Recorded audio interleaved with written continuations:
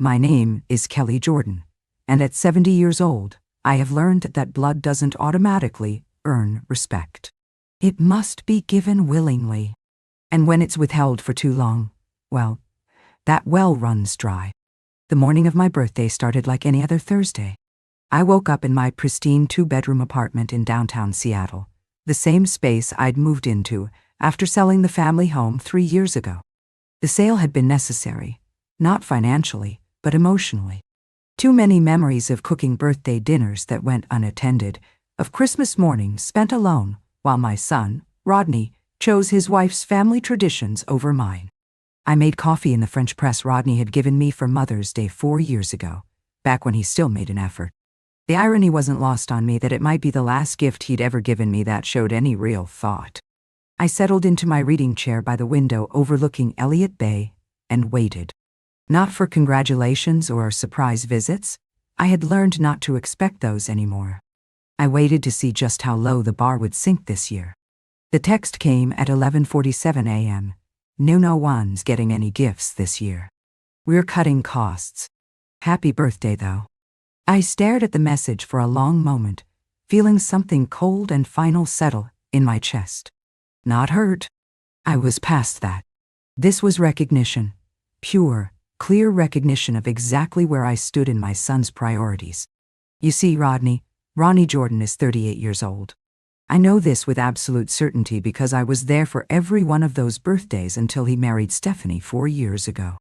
I remember the long labor, the complications that nearly cost us both our lives, and the way he fit perfectly in the crook of my arm that first night in the hospital. His father, Ronnie, had been deployed overseas, an Army engineer, and wouldn't meet his son for another 8 months. I raised Rodney largely alone for the first 3 years of his life. Ronnie's deployments were frequent and long, and when he came home, he was different each time, more distant, more focused on his next assignment than on the family he'd left behind. By the time Rodney turned 5, Ronnie had requested a permanent station in Germany. He offered to take us with him, but it felt like an afterthought. I chose to stay in Seattle to give Rodney stability, to build something solid for us. Ronnie sent checks regularly, I'll give him that. He never missed a payment, but he also never came back for birthdays, graduations, or holidays. When Rodney graduated high school, as valedictorian, Ronnie sent a card with a $100 bill inside. When Rodney graduated from the University of Washington with a degree in software engineering, Ronnie called to congratulate him. The conversation lasted 7 minutes. I was the one who sat up all night when Rodney had pneumonia at age 8. I was the one who drove him to soccer practice every Tuesday and Thursday for 6 years. I was the one who helped him through his awkward teenage years, his first heartbreak, his anxiety about college applications. I worked double shifts as a hospital administrator to pay for his education, turning down promotions that would have required travel because I refused to leave him alone. And I was proud of the man he became. Genuinely proud. Smart, successful, earning 6 figures at a tech company downtown. He bought a beautiful house in Bellevue, drove a new car every 2 years, and took vacations to places I had only seen in magazines. Then he met Stephanie. Stephanie Rodriguez, 28 when they started dating, 32 now. Beautiful in that effortless way some women are, with long dark hair and expressive brown eyes. She worked in marketing for a boutique firm, made decent money, and came from a close-knit family in California. On paper, she was everything I should have wanted for my son. The problem started small. Rodney began declining my Sunday dinner invitations because Stephanie's family was in town. He forgot my birthday 2 years ago because he was planning a surprise party for Stephanie's mother, Carmen. He started spending every holiday with the Rodriguez family because, as he explained it, they have such beautiful traditions, Mom. You should see how they celebrate Christmas. It's like something out of a movie. I watched my son slip away, gradually, then all at once. The phone calls became shorter and less frequent. The visits stopped altogether unless I initiated them. And when I did see him, Stephanie was always there, polite but cool, steering conversations toward her family's latest adventures or achievements. Carmen Rodriguez became the center of their universe. Carmen, who was 55, 15 years my junior, and had apparently never worked a day in her life. Carmen, who lived in a sprawling house in San Diego, supported entirely by her ex-husband's alimony and child support. Carmen, who expected her daughter and son-in-law to visit every month, to pay for family dinners, and to fund her shopping trips and spa days. And Rodney, my brilliant, successful son, did it all with a smile. Stephanie's mom has had such a hard time since the divorce, he explained when I questioned the constant financial drain. She gave up her career to raise Stephanie and her brother. The least we can do is make sure she's comfortable. I wanted to point out that I had also given up career advancement to raise him, that I had worked 60-hour weeks to keep us afloat, while his father sent the minimum required by their divorce decree, that I had never once asked him for money, even when my own retirement savings were stretched thin. But I had learned that comparing sacrifices with Rodney only made him defensive. The breaking point had been building for months. Last Christmas, Rodney and Stephanie spent 2 weeks in San Diego with Carmen, posting photos of elaborate family gatherings and beach picnics. I received a gift card to a restaurant I'd never mentioned liking, and a brief visit on December 27th, where they stayed for exactly 90 minutes and spent most of it showing me photos of Carmen's holiday decorations. "You should see how she transforms the whole house," Stephanie had gushed. "Every room has a different theme. It takes her months to plan." I nodded politely while privately wondering how someone with that much time and energy couldn't manage to get a job. 3 weeks before my birthday, Rodney called to tell me about Carmen's latest crisis. "Stephanie's mom is really struggling," he'd said. "The divorce settlement is being contested, and her lawyer thinks she might lose the house. We're thinking of helping her out with a loan." "How much of a loan?" I'd asked. $50,000, maybe $75. Just until things get sorted out. $50,000. More than I had spent on anything in the last 5 years combined. More than Rodney had ever offered to help me with, even when I had mentioned that the special assessments on my building were putting a strain on my budget. "That's a lot of money, Rodney."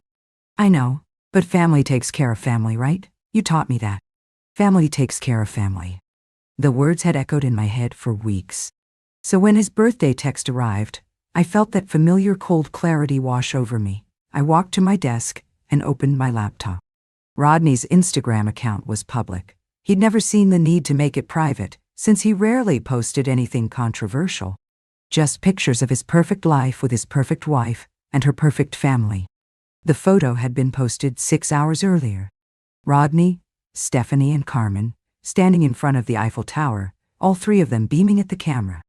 Carmen wore what looked like a designer coat, and Stephanie's handbag was definitely Louis Vuitton.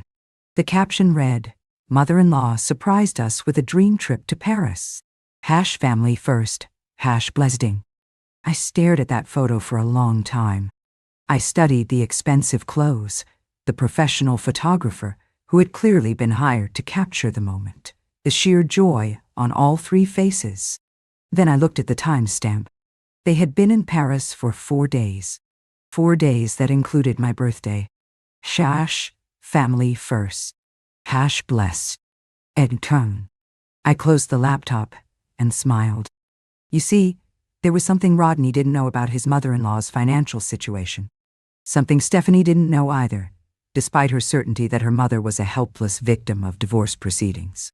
I had learned it 3 months ago, purely by accident, while volunteering at a hospital charity auction.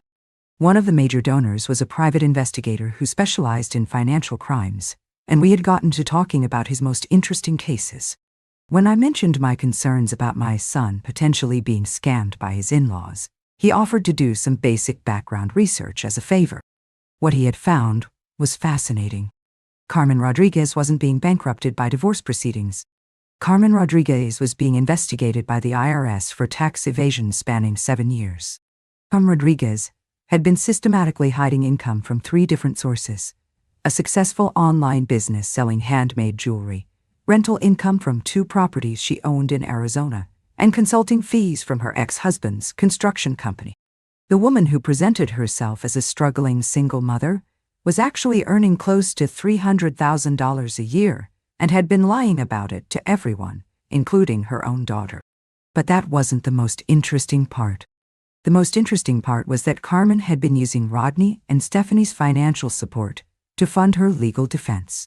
Every family dinner they paid for, every shopping trip they sponsored, every emergency loan they provided, it was all going directly to the law firm, helping her hide her assets from federal investigators. My son was unknowingly funding a tax evasion scheme while cutting costs on his own mother's birthday gifts. I picked up my phone and scrolled through my contacts until I found Agent Jennifer Walsh from the IRS Criminal Investigation Division.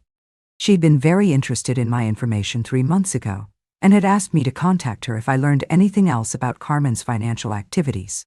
The photos from Paris would be very interesting to Agent Walsh, especially since Carmen had declared bankruptcy just 6 weeks ago, claiming she had no assets beyond her primary residence. I typed a brief message, attached the screenshots from Rodney's Instagram, and hit send. Then I made myself another cup of coffee and settled back into my chair to wait.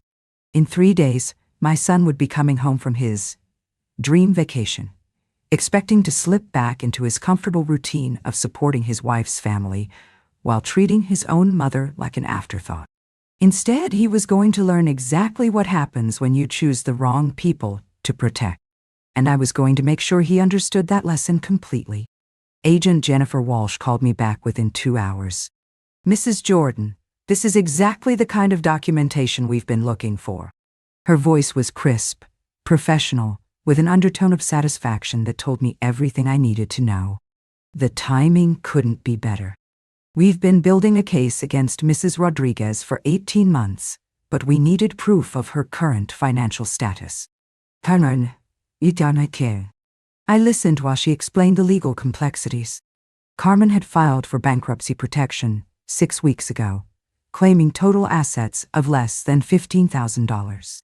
The Paris trip, documented so thoroughly on social media, directly contradicted her sworn statements to the bankruptcy court. Even if Rodney and Stephanie had paid for everything, Carmen's ability to take a week-long European vacation while claiming financial hardship was, in Agent Walsh's words, prosecutorial gold. "We'll need you to provide a formal statement about your son's financial support of the Rodriguez family," she continued. "Bank records, any conversations you witnessed, documentation of gifts or loans." "I can do better than that," I said. "I can get you recordings." There was a pause. "Mrs. Jordan, I want to be very clear about this. We cannot ask you to secretly record anyone. That would be entrapment." "Of course not," I replied smoothly.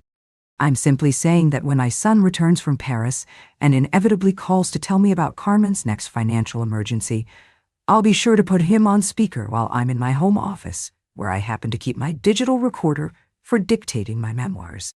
Another pause. "Then, your memoirs must be very detailed, Mrs. Jordan." "I believe in documenting family history accurately, Agent Walsh." After we hung up, I spent the rest of the afternoon researching bankruptcy fraud statutes. The penalties were severe, up to 5 years in federal prison, plus substantial fines and restitution.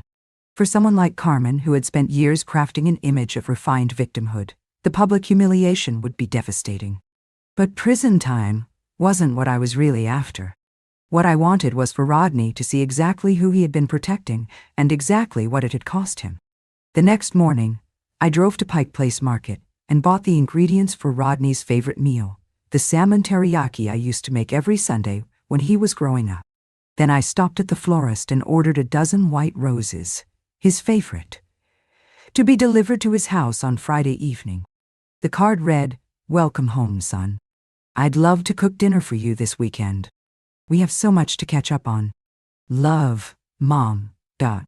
I was betting that after a week of Carmen's drama and Stephanie's family obligations, the thought of his mother's home cooking would be irresistible. I was also betting that the first thing Rodney would do after unpacking would be to call me with another financial crisis involving his beloved mother-in-law. I was right on both counts. Rodney called me Friday evening at 6:23 p.m. I could hear the exhaustion in his voice, but also something else, excitement mixed with anxiety. "Mom, thanks for the flowers. They're beautiful. And yes, I'd love to come to dinner Sunday. Actually, there's something I need to talk to you about." Answer me. I activated my digital recorder and settled back in my chair. Oh, what's going on, sweetheart? It's about Stephanie's mom. The situation is worse than we thought. Her lawyers think the bankruptcy case might not protect her assets after all. There's some kind of federal investigation now. A federal investigation? That sounds serious. It is. Carmen's terrified. Stephanie's been crying for 2 days. Apparently, the IRS thinks Carmen has been hiding money, which is ridiculous. You've seen how she lives. She can barely afford groceries half the time. I made appropriate sympathetic noises while mentally cataloging the lies.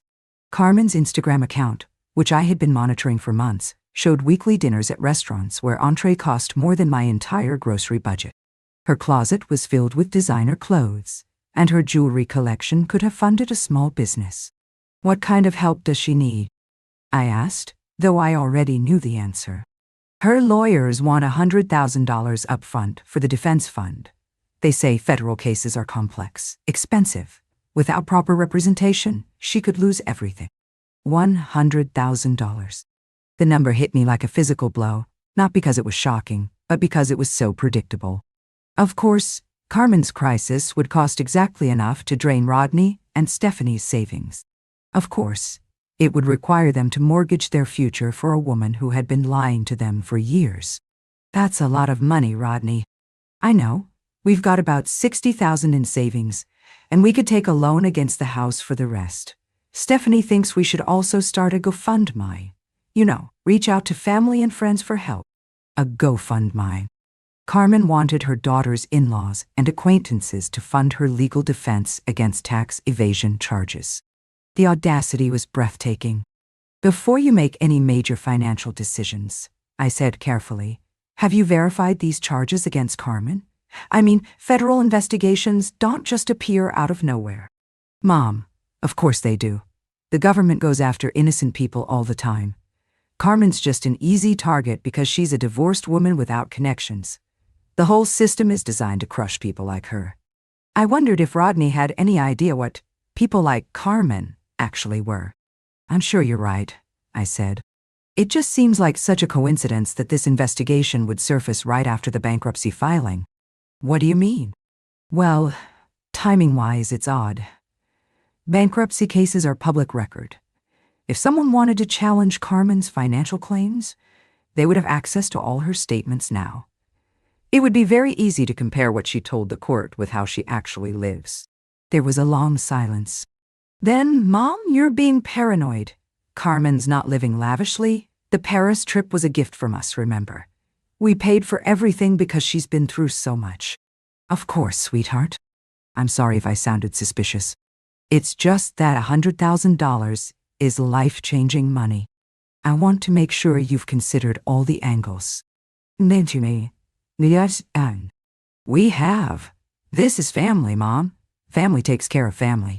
There it was again, that phrase he had learned somewhere, and now wielded like a weapon against anyone who questioned his financial decisions. You're absolutely right, I said. Family does take care of family. I'll see you Sunday at 6. After I hung up, I uploaded the recording to a secure cloud server and sent Agent Walsh a brief email with the access information. Then, I opened my laptop and began researching Carmen's social media accounts more thoroughly. What I found exceeded even my cynical expectations. Carmen's Facebook account, which I had somehow missed before, contained 7 years of posts about her successful small business. Photos of jewelry she claimed to have sold, testimonials from satisfied customers, even business advice for other women entrepreneurs. She'd been running an online boutique called Carmen's Treasures since 2017, and based on the volume of customer interactions and shipping updates, it was thriving. Her LinkedIn profile listed her as a business development consultant for Martinez Construction, her ex-husband's company. According to her professional summary, she had been providing strategic guidance and client relations support since 2019, the kind of work that typically paid consulting fees. Most damning of all was her Pinterest account, where she had been documenting her real estate investments since 2018. Boards titled Phoenix Rental Property and Tucson Flip Project contained hundreds of pins about interior design, landscaping, and property management. Comments from other users made it clear that these weren't fantasy boards. Carmen owned these properties and was actively renovating them. 3 income streams, all carefully documented on social media platforms she had apparently forgotten her son-in-law could access. All hidden from the IRS, the bankruptcy court, and her own daughter. I spent Saturday morning creating a comprehensive digital file, screenshots, archived web pages, cached social media posts, and a detailed timeline of Carmen's actual activities versus her claimed poverty. Then I called Agent Walsh. "I'm sending you everything," I told her. "But there's something else you need to know. My son is planning to liquidate his savings and take a mortgage on his house to fund Carmen's legal defense. We're talking about destroying a young family's financial future to help her fight charges she is actually guilty of." "Nini, how certain are you about the timeline?" "Very certain. They'll be moving the money early next week. Rodney wants to have the funds available before Carmen's next court appearance. That gives us a narrow window. Thank you, Mrs. Jordan. You may have just saved your son from making the worst financial decision of his life." After I hung up, I walked to my kitchen and began preparing Sunday dinner. Salmon teriyaki, steamed rice, the green beans Rodney had loved as a child. I cooked with unusual care, tasting and adjusting seasonings, arranging everything perfectly on my grandmother's china dot. It would be the last meal I ever cooked for my son, as the mother he remembered. After tomorrow night, everything would change. By the time Rodney arrived at my apartment Sunday evening, I was ready. The table was set, the candles were lit, and the digital recorder was positioned discreetly beside my water glass. Rodney looked older than his 38 years, the stress evident in the tight lines around his eyes and the way he held his shoulders. Paris had been exhausting rather than restorative, and I could see that whatever conversations he'd had with Carmen about her legal troubles had taken their toll. "This smells incredible, Mom," he said, settling into his chair with visible relief. "I forgot how much I missed your cooking." "I'm glad you're here," I replied. And I meant it. Whatever was coming, I wanted him to remember this moment. The mother who had loved him, cooked for him, and worried about his future right up until the end. We ate in comfortable silence for the first few minutes. Rodney cleaned his plate and asked for seconds, something he hadn't done in years. I watched him eat my food, drink my wine, and relax in my home, and I felt that familiar cold clarity settle over me. "So," I said finally, "tell me more about Carmen's situation." Rodney set down his fork, and the familiar tension returned to his shoulders. "It's complicated, Mom. The lawyers say the federal government is really going after her hard. Apparently, they think she's been hiding income for years." "What kind of income?" I asked, refilling his wine glass. The recorder was capturing every word perfectly. "Business income, mostly. Carmen had this little jewelry business she ran online, but it was barely breaking even. The lawyers think the IRS is inflating the numbers, making it seem like she was earning way more than she actually was." "Done." I nodded sympathetically. "That's terrible. How much do they claim she was hiding?" "Get this. They're saying she made over $300,000 last year alone. It's ridiculous. If Carmen had that kind of money, do you think she'd be living in that tiny house driving a 10-year-old car?" I thought about the Pinterest boards documenting Carmen's real estate investments, the business consulting fees, the successful online boutique. Rodney had no idea that his mother-in-law's tiny house was worth over $1 million in San Diego's market, or that her 10-year-old car was a fully loaded Lexus SUV that retailed for $60,000. $300,000, I repeated. That does seem like a lot for a small jewelry business. Exactly. And now they're saying the bankruptcy filing was fraudulent because she didn't disclose all her assets? But what assets? Carmen's broke. That's why we've been helping her with groceries and utilities for the past 2 years? 2 years. Rodney had been financially supporting a woman who earned more than he did, and he had no idea.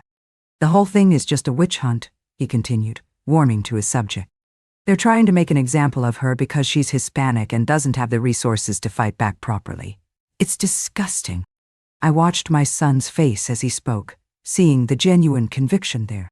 Rodney truly believed he was protecting an innocent woman from government persecution. The cognitive dissonance would have been admirable if it weren't so dangerous to his own future. So, the $100,000 for legal fees, I said. That would come from your savings. Most of it. We'd have to take out a home equity loan for the rest. Stephanie's devastated about touching the house, but what choice do we have? Carmen raised her. She sacrificed everything for Stephanie's education, her future. Now it's our turn to sacrifice for her.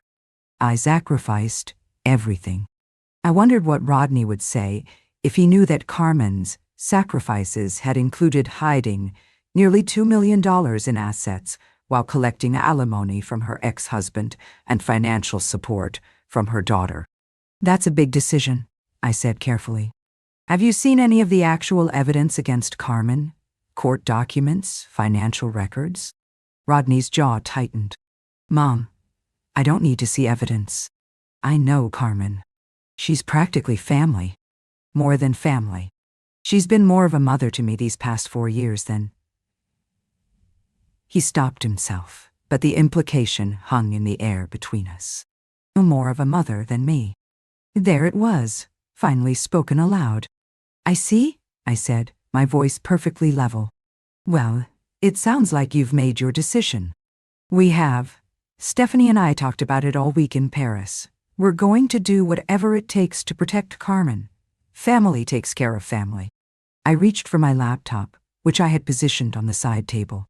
Speaking of family, I said, I wanted to show you some photos from your childhood. I've been organizing old albums, and I found some pictures I thought you might enjoy. Nien. I'm seeing. Rodney's expression softened. I'd love to see them. I opened the laptop and pulled up a folder, but instead of childhood photos, the screen displayed Carmen's Facebook business page with years of posts about her successful jewelry company. Rodney stared at the screen for a long moment. What is this? This is Carmen's Treasures, I said calmly. Your mother-in-law's online business. The one that's been barely breaking even for the past 7 years. I scrolled through the posts slowly, letting Rodney see the customer testimonials, the shipping notifications, the photos of expensive jewelry pieces, hundreds of transactions, thousands of dollars in documented sales. I don't understand, Rodney said. This must be old. She shut down that business years ago. I clicked on the timestamp of the most recent post. This was uploaded 3 days ago. While you were in Paris, Carmen was filling orders and shipping jewelry to customers across the country. Rodney's face went pale. There has to be an explanation. There is, I said, clicking to a new browser tab. Here's her LinkedIn profile where she lists herself as a business development consultant for Martinez Construction. That's your father-in-law's company, right? The one that pays her $15,000 a month in consulting fees. I watched the blood drain from my son's face as he processed the information. His hands started to shake slightly, and he reached for his wine glass with unsteady fingers. And here, I continued, opening another tab, is her Pinterest account where she's been documenting her real estate investments. 2 rental properties in Arizona, fully renovated and generating about $8,000 a month in income. Me. Rodney stared at the screen without speaking. I could see him trying to reconcile the evidence with everything he had believed about Carmen's financial situation. Mom, he said finally, his voice barely a whisper. Where did you get all this? From the internet, Rodney. It's all public information. Carmen has been documenting her business success on social media for years. She's proud of what she's built. I pulled up the bankruptcy filing next, the one where Carmen had claimed total assets of less than $15,000. Then I opened her Instagram account, showing the photos from Paris, the designer clothes, the expensive handbag, the professional photography. She filed for bankruptcy 6 weeks ago, I said. Swore under oath that she had no money, no assets, no income beyond her alimony payments. Then she took a week-long vacation to Paris and posted about it on social media. Rodney was completely silent now, staring at the screen with the expression of someone watching their world collapse in real time. The federal investigation isn't a witch hunt, sweetheart. It's a tax evasion case. Carmen has been hiding income from 3 different sources for 7 years. She owes the government over $400,000 in back taxes and penalties. I opened the final tab. Agent Walsh's contact information from the IRS Criminal Investigation Division. And tomorrow morning, she's going to be arrested. Rodney shot to his feet so quickly that his chair fell backward. What did you do? I provided information to federal investigators, information that was already publicly available, but that nobody bothered to look for. You turned in Stephanie's mother, your own daughter-in-law's family. I turned in a criminal, Rodney. A woman who has been systematically defrauding the federal government while manipulating you and Stephanie into funding her legal defense. Rodney began pacing the small dining room, his hands clenched into fists. Do you have any idea what this will do to Stephanie, to our marriage? Do you have any idea what would have happened to your marriage when you lost your house to pay for Carmen's defense? I countered. When you depleted your savings to protect a woman who has been lying to you for years? She's family. No, Rodney. I'm family. I'm the woman who raised you, who sacrificed for you, who worried about your future. Carmen is a stranger who has been using you. Eddie. He stopped pacing and turned to face me. You're jealous. You're jealous because I have a relationship with Carmen that I don't have with you. The words hit exactly as he had intended them to, but instead of the hurt he was expecting to see, Rodney found himself looking at a woman who had moved far beyond the reach of his emotional manipulation. You're absolutely right, I said. Carmen has given you something I never could. Rodney blinked, clearly not expecting agreement. She's given you the experience of being exploited by someone you love. She's taught you what it feels like to be valued only for what you can provide financially. She's shown you exactly how it feels when family takes advantage of family. And I stood up and began clearing the dinner plates with methodical precision. For 4 years, you've been learning to prioritize a woman who sees you as a source of money over a woman who sees you as her greatest achievement. And tomorrow, you're going to learn the consequences of that choice. Mom, please. If you reported this, you can unreport it. You can call them back and tell them you made a mistake. I looked at my son, this man I had raised, educated, and loved unconditionally for 38 years, and I felt nothing but cold satisfaction. I made my choice the same way you made yours, Rodney, based on my values and my priorities. The difference is that my choice will protect you from financial ruin, while yours would have destroyed your future to benefit a criminal. What about Stephanie? What about our marriage? What about it? If your marriage can't survive the revelation that your wife's mother is a tax evader, then it wasn't much of a marriage to begin with. Rodney stared at me for a long moment, and I could see him struggling to find some way to make this my fault, some angle that would let him maintain his victim narrative. You've destroyed our family, he said finally. No, sweetheart. I've revealed what your family actually is. Carmen destroyed herself the moment she decided to hide income from federal investigators. I just made sure you didn't destroy yourself trying to save her. He grabbed his jacket from the back of his chair and headed for the door. I'll never forgive you for this. I followed him to the entryway, watching as he struggled with the deadbolt, his hands still shaking from shock and rage. I know, I said. And that's perfectly fine with me. Rodney turned back one last time, and for just a moment, I saw the little boy who used to run to me when he was scared or hurt. But that little boy was gone, replaced by a man who had made his choice long ago. I hope it was worth it, he said.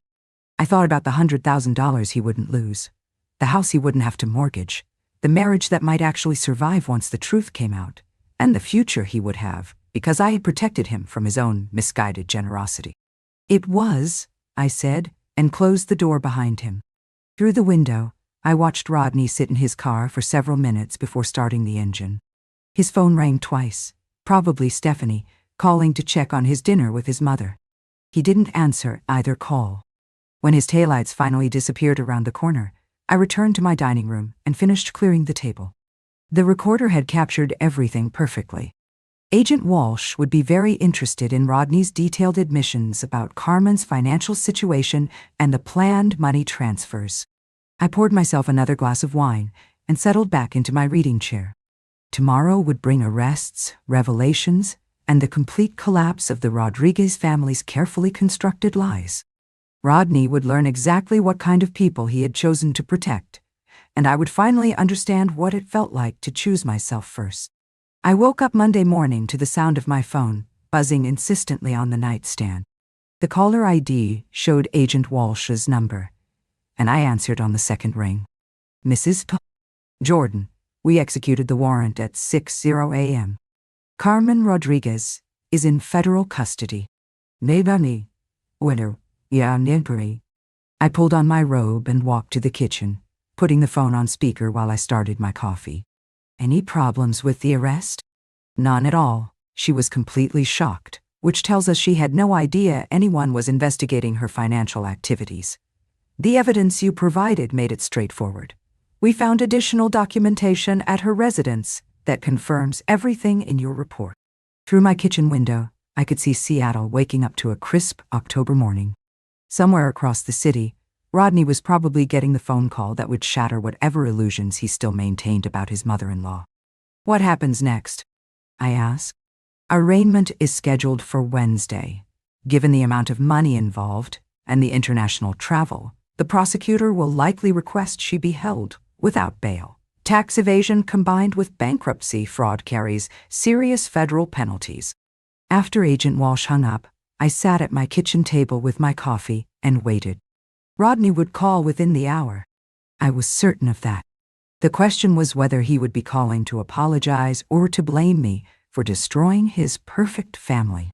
The call came at 8:47 a.m. Mom. Rodney's voice was hollow, exhausted. Carmen was arrested this morning. I know, I said. Agent Walsh called to update me. They're saying she owes over $400,000 in back taxes.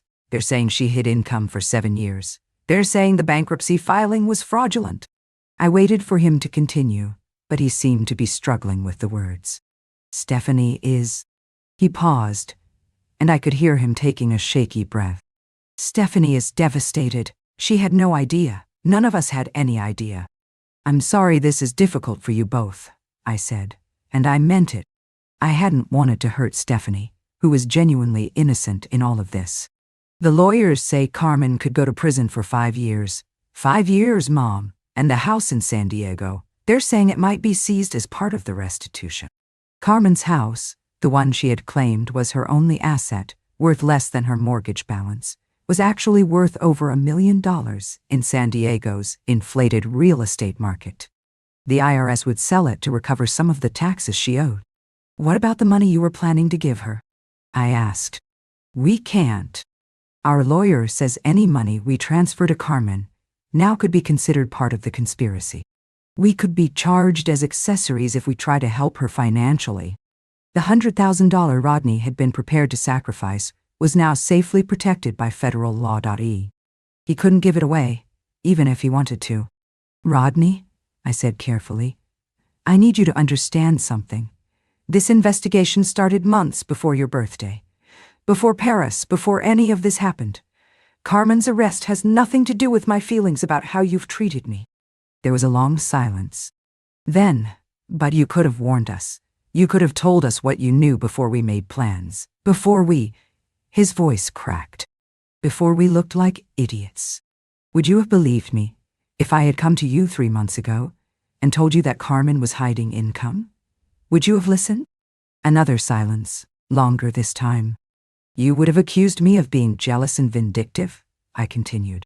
You would have defended her, just like you defended her last night. The only reason you're seeing the truth now is because federal agents arrested her with overwhelming evidence. So what was I supposed to do? Abandon Stephanie's family based on your suspicions? You were supposed to verify the information before risking your financial future.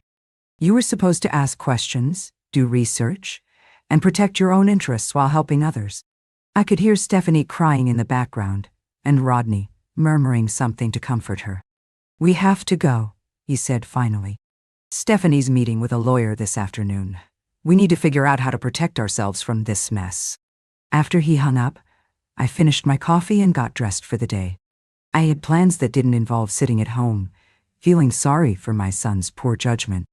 At 10:00 a.m., I met Detective Richard Park at a downtown coffee shop.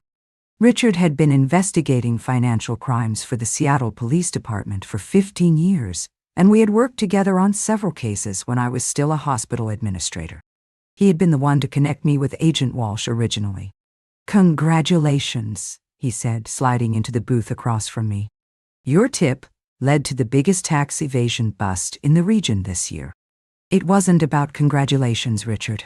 It was about protecting my son from his own stupidity. Richard studied my face. "How's he taking it?" "About as well as you'd expect. He's angry, confused, and looking for someone to blame other than himself." "And you're okay with that?" I considered the question seriously. Was I okay with Rodney's anger?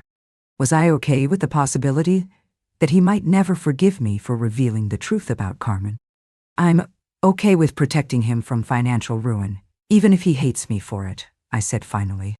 "I'm okay with choosing his actual welfare over his emotional comfort." Richard nodded. "That's what good parents do, even when their kids are adults." Rodney doesn't see it that way. Rodney's pride is hurt. He invested 4 years in believing Carmen was a victim, and now he has to face the fact that he was the victim. That's a hard adjustment for anyone. We talked for another hour about the legal implications, the timeline for Carmen's prosecution, and the likelihood that Rodney and Stephanie would face any consequences for their financial support of her activities. Richard assured me that as long as they could prove they had been deceived about Carmen's true financial status, they wouldn't be charged with anything. That afternoon, I drove to the University of Washington campus, where I had spent so many Saturday mornings watching Rodney play soccer when he was young. I walked the paths we had explored together, sat on the benches where we had eaten lunch after his games, and tried to remember when everything had started to go wrong between us. I think it began when Rodney got his first real job and realized he could afford things I couldn't. Not because he was cruel, but because financial independence gave him the illusion that he was also emotionally independent. He started seeing my advice as interference, my concern as control, my love as an obligation. When he met Stephanie and her family, he found people who treated him like a hero for his financial generosity. Carmen praised him for his kindness, Stephanie's father respected him for his success, and Stephanie herself seemed genuinely grateful for his willingness to support her family. It must have felt wonderful to be appreciated without question, to have his decisions validated instead of challenged. I had never been able to offer him that kind of uncomplicated admiration. I loved him too much to let him make mistakes without speaking up. I cared too much about his future to applaud every decision he made. I was his mother, not his fan club. But Carmen had been very happy to serve as Rodney's fan club, especially when that role came with such generous financial benefits. My phone rang as I was walking back to my car. Stephanie's name appeared on the caller ID, and I hesitated before answering. She had never called me directly before. All communication had gone through Rodney. "Mrs. Jordan, this is Stephanie. I hope it's okay that I'm calling." Her voice was raw from crying, but she sounded more composed than Rodney had that morning. "Of course, dear. How are you holding up?" I don't really know. Everything I thought I knew about my mother has turned out to be a lie. I feel like I don't know anything anymore." I found myself genuinely sympathetic to her situation. Unlike Rodney, who had chosen to ignore the warning signs about Carmen's lifestyle, Stephanie had been deceived by someone she trusted completely. "I'm sorry you're going through this," I said. "It must be devastating to learn that someone you love has been lying to you. Mrs. Jordan, I need to ask you something, and I need you to be honest with me." "All right. How long have you known about my mother's situation?" I considered lying, softening the timeline to make it seem like a recent discovery. But Stephanie deserved the truth. "I've had suspicions for about 6 months," I said. "I hired an investigator 3 months ago to verify my concerns. I've had definitive proof for 8 weeks. Dion, I'm dead." There was a long pause. "So, When Rodney told you about the legal defense fund, you already knew it was all based on lies. Yes. And you let him make those plans anyway. You let us talk about mortgaging our house, about asking friends and family for money, about destroying our financial future. I let you make your own decisions based on the information you chose to gather.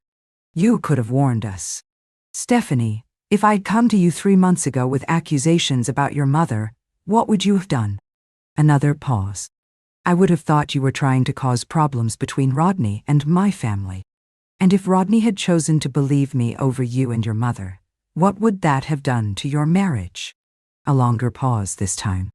It would have destroyed it. So I waited until the truth came out through official channels that you couldn't dismiss or explain away. I protected Rodney's money and let his illusions collapse under the weight of evidence rather than family conflict. I could hear Stephanie crying softly. I don't know whether to thank you or hate you. You don't have to do either. You just have to decide how you're going to move forward, now that you know the truth. Rodney is so angry. At you, at my mother, at himself. He keeps saying this is all his fault for not seeing the signs. Rodney feels guilty because he ignored his instincts in favor of what felt good.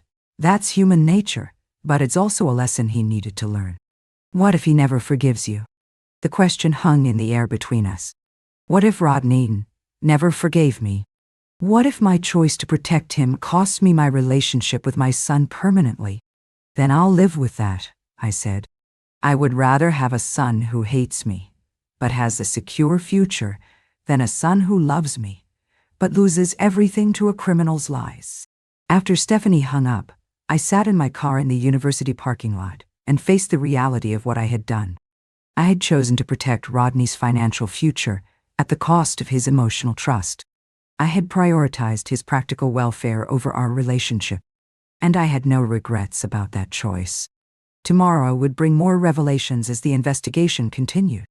Carmen's business records would be subpoenaed, her bank accounts frozen, her assets seized. Rodney and Stephanie would have to testify about the financial support they had provided, the conversations they had had, the promises Carmen had made. They would learn exactly how much money they had given to a woman who was already wealthy.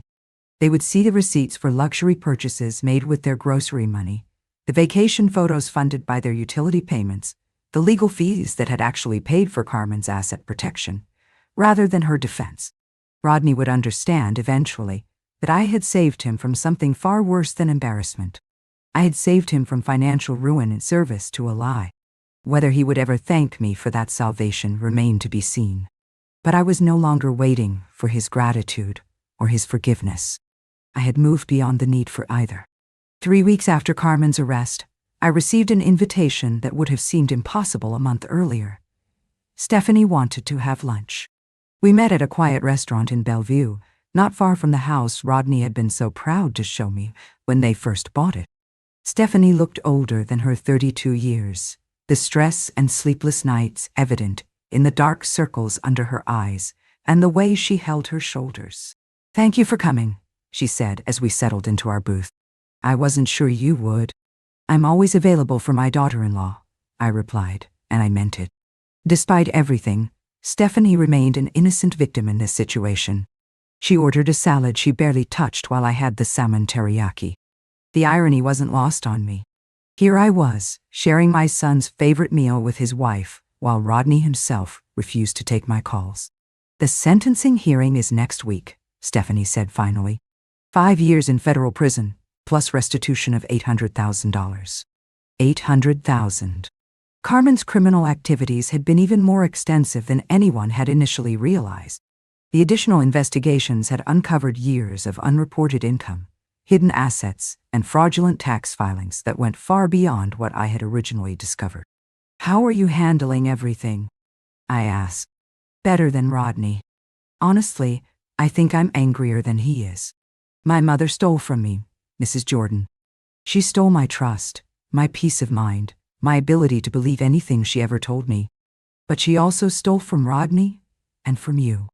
She stole 4 years of your relationship with your son.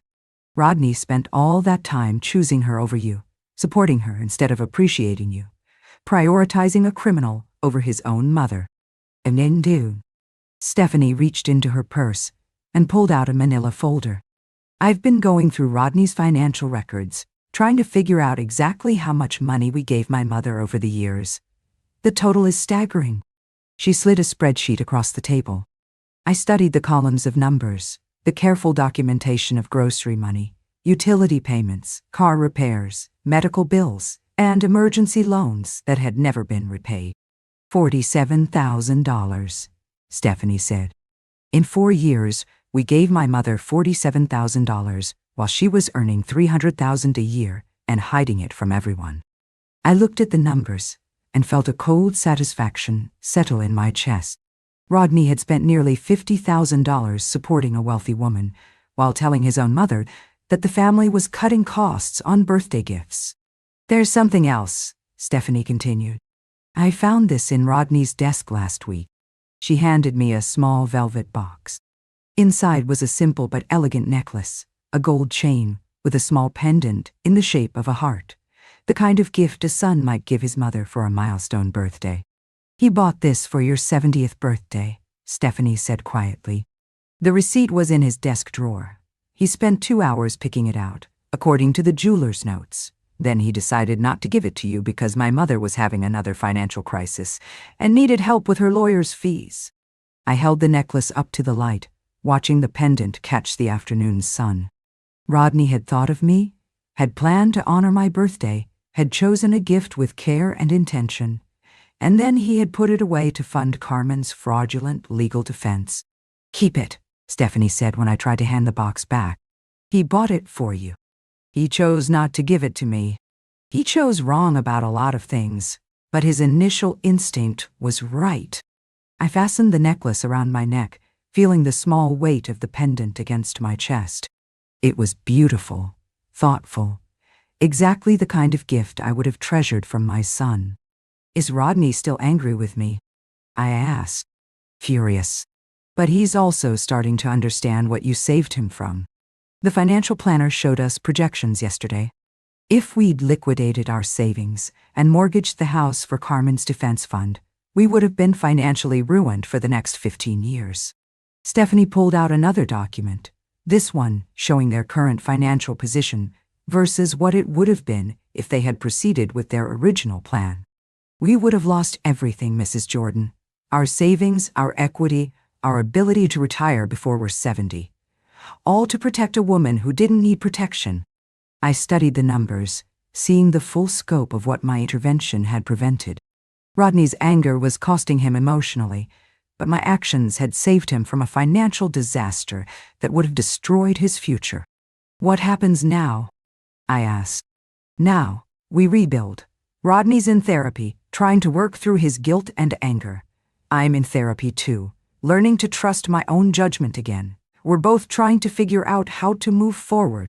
And your marriage? Stephanie smiled for the first time since we'd sat down.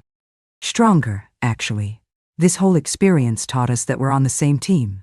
Even when we're dealing with impossible situations, we support each other, not our extended families. After lunch, Stephanie walked me to my car. Mrs. Jordan, there's something I need to say to you.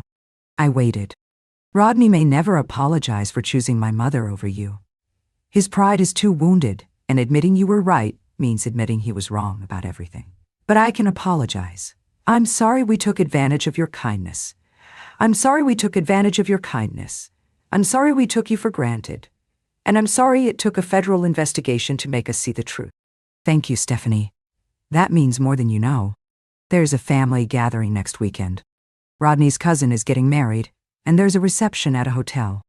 Rodney doesn't want you there. He's still too angry. But I'm inviting you anyway. I considered the invitation. A room full of Rodney's relatives, most of whom had probably heard some version of the Carmen Rodriguez scandal by now. Rodney's obvious discomfort at seeing me. The potential for a public confrontation. I'll be there, I said. The wedding reception was exactly as awkward as I had anticipated. Rodney saw me walk into the hotel ballroom, and his face went white with shock and anger. He said something to Stephanie, who simply shook her head and walked away from him. I found a table in the back and settled in to watch my son navigate the social minefield I had created by attending his cousin's wedding. Various relatives approached me throughout the evening, some to express sympathy for the family drama, others to satisfy their curiosity about the scandal that had rocked Rodney's marriage. I answered their questions with the same calm detachment I had maintained throughout this entire ordeal. Yes, Carmen had been arrested for tax evasion. Yes, Rodney and Stephanie had been supporting her financially for years. No, I didn't feel guilty about providing information to federal investigators. Rodney avoided me for most of the evening. But as the reception wound down and guests began to leave, he finally approached my table. "Why are you here?" he asked, his voice tight with controlled anger. "Stephanie invited me. This is my family, Mom. These are my relatives, my friends.